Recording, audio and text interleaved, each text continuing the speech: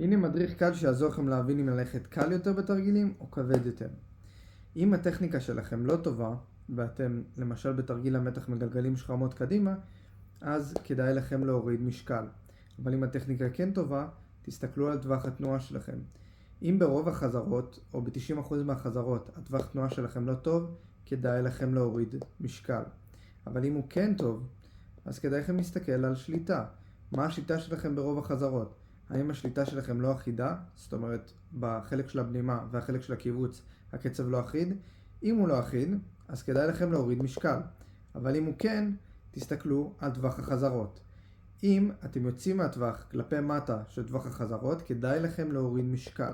זאת אומרת, אם עשיתי 6 ל-8 חזרות וביצעתי רק 5, כדאי לכם להוריד משקל.